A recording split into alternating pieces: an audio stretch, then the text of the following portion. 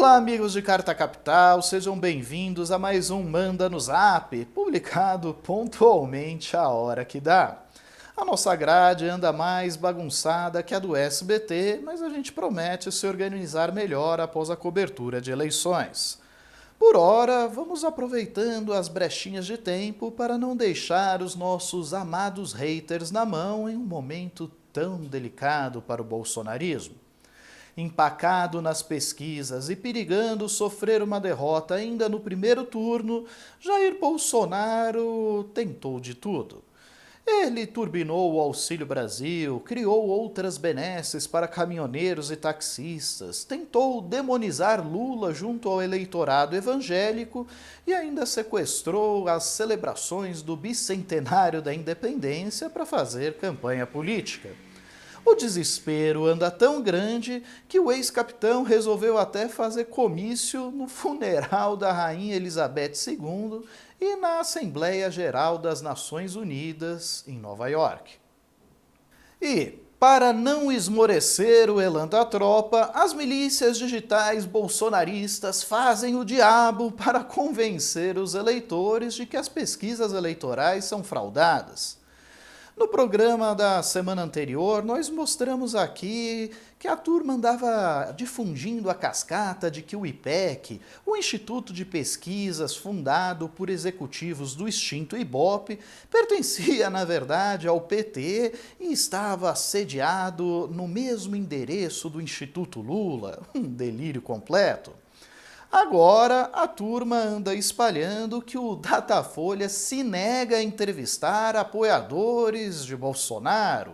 E para comprovar essa malucada tese, vale tudo, até perseguir os pesquisadores do Instituto e constrangê-los, ou até mesmo agredi-los.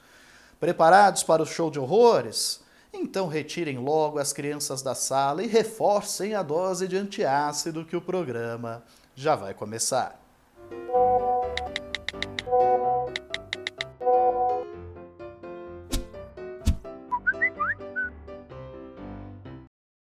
Nos municípios onde o serviço funerário é privado, eles são velhos conhecidos da população. Os papa-defuntos receberam esse pejorativo apelido por se colocarem na porta dos necrotérios de hospitais ou do IML para prestar os seus préstimos às famílias enlutadas. A maioria dos agentes funerários busca não ser indelicada na abordagem, mas, onde a competição é acirrada, muitos sequer esperam as viúvas terminarem de verter as suas lágrimas.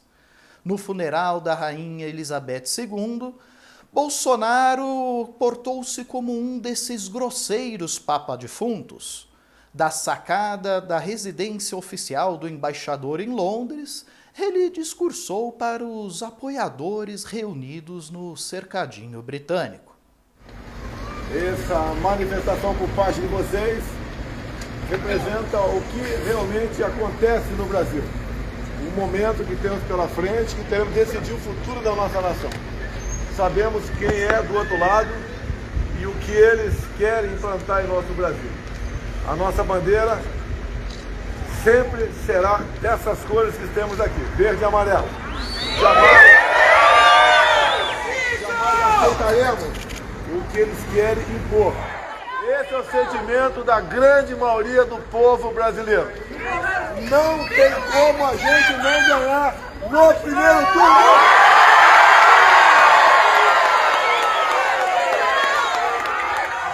Na ocasião, os apoiadores do ex-capitão chegaram a hostilizar jornalistas da rede britânica BBC. Não sei o que vocês vieram fazer aqui, vocês não são bem-vindos, disse um dos mais exaltados. Não é curioso? Um brasileiro dizendo a um inglês que ele não é bem-vindo em Londres. Eita, estima elevada! Pouco depois, Bolsonaro foi para um posto de combustíveis do Reino Unido gravar um vídeo e mostrar aos brasileiros que a gasolina por lá está bem mais cara. Isso aqui em Londres, Inglaterra, preço da gasolina, 1,61 libras. Isso dá aproximadamente R$ 9,70 no litro, ou seja, praticamente o dobro da média de muitos estados do Brasil. O ex-capitão só se esqueceu de dizer que a renda dos trabalhadores no Reino Unido é muito superior à nossa. De acordo com a BBC, o brasileiro precisa trabalhar 6 vezes mais que um britânico para comprar 1 litro de gasolina.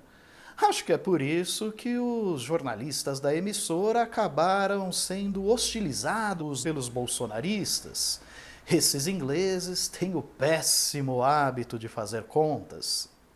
Assim como ocorrido nas celebrações de 7 de setembro, sequestradas por Bolsonaro para fazer campanha, e 65% dos brasileiros concordam com essa afirmação, segundo o Datafolha, o Tribunal Superior Eleitoral proibiu Bolsonaro de usar as imagens de Londres em seu horário eleitoral.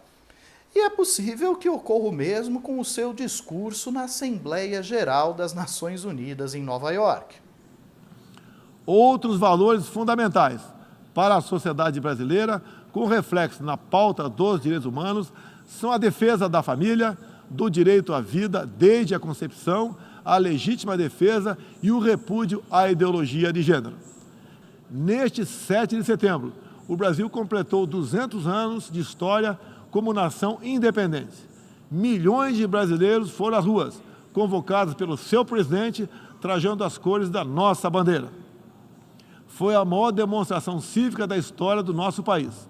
Um povo que acredita em Deus, pátria, família e liberdade. Muito obrigado a todos os senhores. E logo depois de sair da sede da ONU, Bolsonaro foi a uma churrascaria, onde repetiu para os apoiadores a cascata de ser imbrochável. Logo ele, que em tantas ocasiões admitiu já ter falhado na hora H. Mas me desculpa, né? Além de imbrochável, são outras coisas da vida. O desespero de Bolsonaro é compreensível.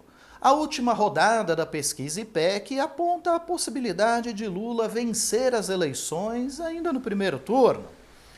E o maior temor do ex-capitão não é nem ser desalojado do Palácio do Planalto. Ele se borra de medo mesmo é de perder a proteção contra os numerosos casos de corrupção que atingem o seu governo. Da compra de vacinas superfaturadas, à liberação de verbas da educação mediante cobrança de propinas por pastores lobistas aliados.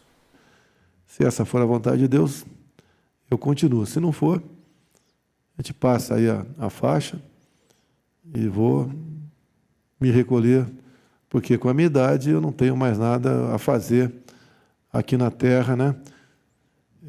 Se acabar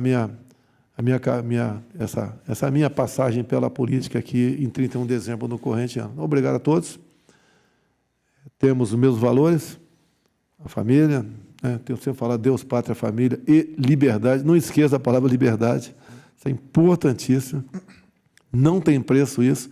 E eu digo, é mais importante que até a própria vida. Eu prefiro morrer lutando do que sobreviver num presídio sem poder ter liberdade de expressão, sem poder usar meu telefone, sem poder ir e vir, sem poder ver um jogo de futebol. Tá? Então, está na mão de vocês. Espero que dê tudo certo. Prefiro morrer lutando do que sobreviver num presídio sem o meu celular. Aparentemente, Bolsonaro está se acostumando à ideia de ir mesmo parar no Chilindró. O que parece inaceitável para ele é perder o acesso ao WhatsApp. Enfim, o ex-capitão tem feito de tudo para reverter essa perspectiva de derrota. Até agora, sem muito sucesso, é verdade. Há 2 meses da eleição, ele turbinou o Auxílio Brasil, mas, quem diria, Lula continua liderando entre os beneficiários do programa com até 27 pontos de vantagem nas pesquisas. Mas, no mundo mágico dos grupos bolsonaristas, as pesquisas eleitorais é que estão erradas, claro. Os apoiadores do capitão confiam mesmo em um tal Instituto Brasmarket, a apontar Jair Bolsonaro com 13 pontos de vantagem sobre Lula. Não é fantástico? O Flavinho só se esqueceu de dizer que o Brasmarket tem um histórico pra lá de suspeito. No ano de 2000, o Instituto foi acusado de cobrar R$190 mil para mostrar Sérgio Vidal, do PDT, então prefeito da cidade capixaba de Serra, como o político mais popular da região metropolitana de Vitória, no Espírito Santo. Pouco depois, em 2002, o Tribunal Regional Eleitoral do Paraná aplicou uma multa de R$10 mil ao Instituto por comprovada irregularidade na divulgação de pesquisa eleitoral. Além disso, o Brasmarket não é filiado à ABEP, a Associação Brasileira das Empresas de Pesquisa, e tampouco fez sondagens eleitorais nas últimas eleições, segundo os dados do TSE. Na verdade, de acordo com a revista Veja, esse é o único instituto de pesquisa no qual a família Bolsonaro acredita. Por que será? Outro instituto de pesquisa bastante prestigiado pelos bolsonaristas é o Paraná Pesquisas, que recentemente apontou um empate técnico entre Lula e Bolsonaro na corrida presidencial. O curioso é que esse instituto também tem procedimentos bastante criticados pelo setor e recebeu ao menos R$2,7 milhões do PL, o partido de Bolsonaro, durante a pré-campanha. Inspira bastante confiança, não é não? Essa tática de desprestigiar os grandes institutos de pesquisa é manjada.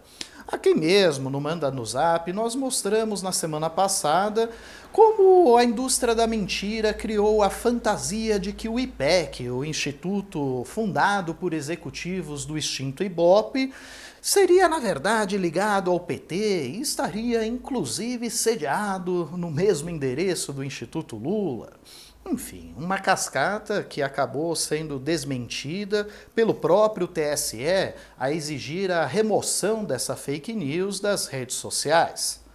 Agora, a vítima da vez é o Datafolha, que recentemente apontou Lula na liderança da corrida presidencial com 45% das intenções de voto, enquanto Bolsonaro figura com apenas 33%.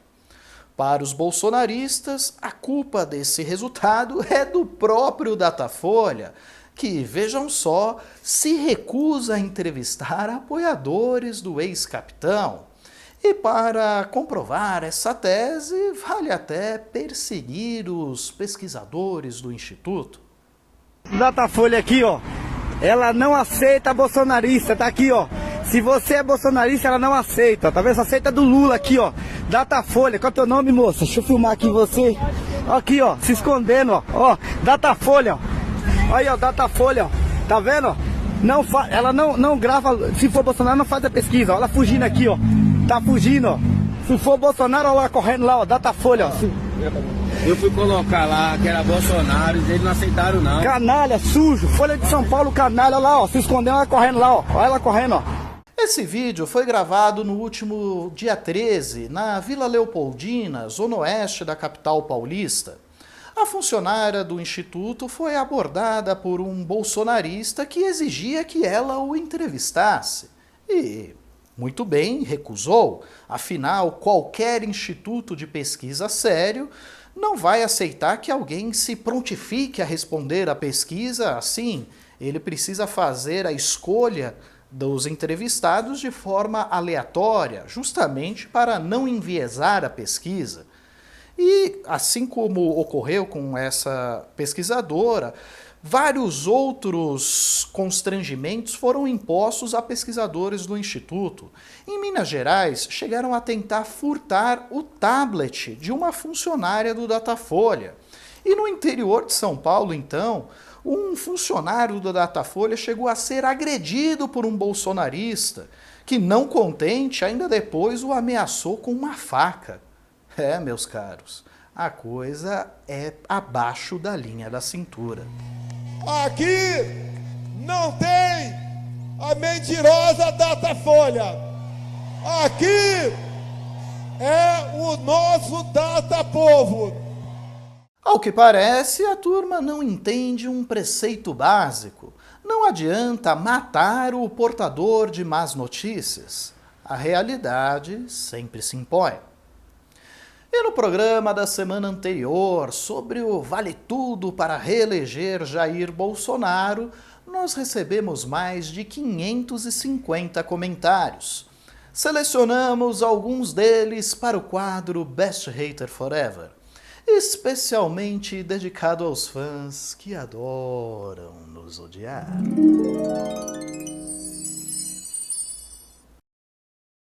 O Mauro pergunta: tem óleo de peroba na tua casa? Passa um pouco antes de falar bobagem.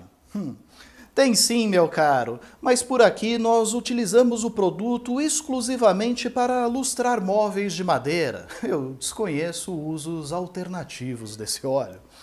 Já a Sônia afirma: Carta Capital berrando porque o nobre presidente da República fechou a torneira da roubalheira. E que torneira é essa, Sônia? A torneira das rachadinhas com o salário de servidores?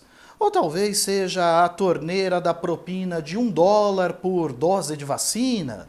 Ou ainda, quem sabe, a torneira dos imóveis adquiridos em dinheiro vivo pelo pai do Pix?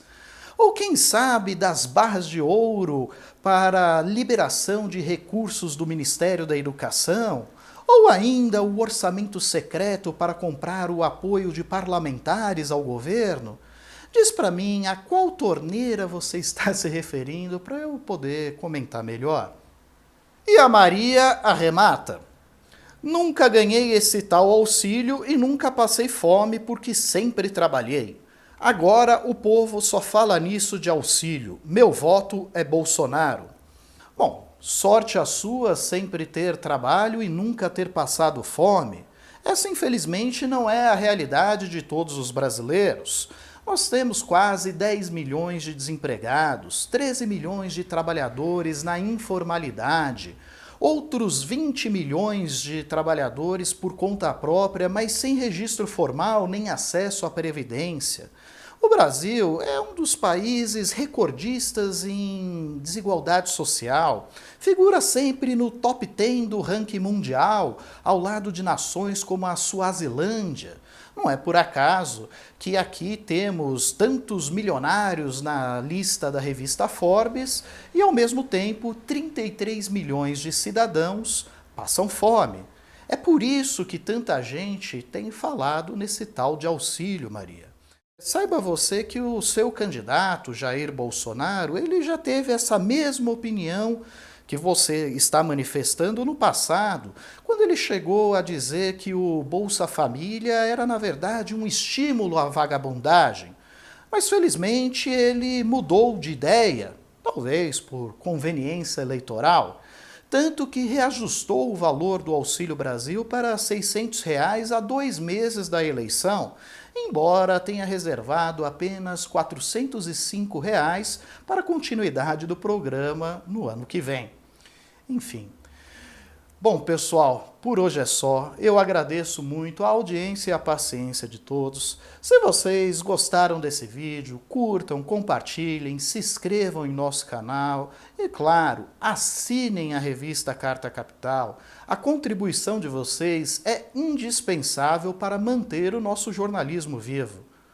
Um forte abraço e até a próxima.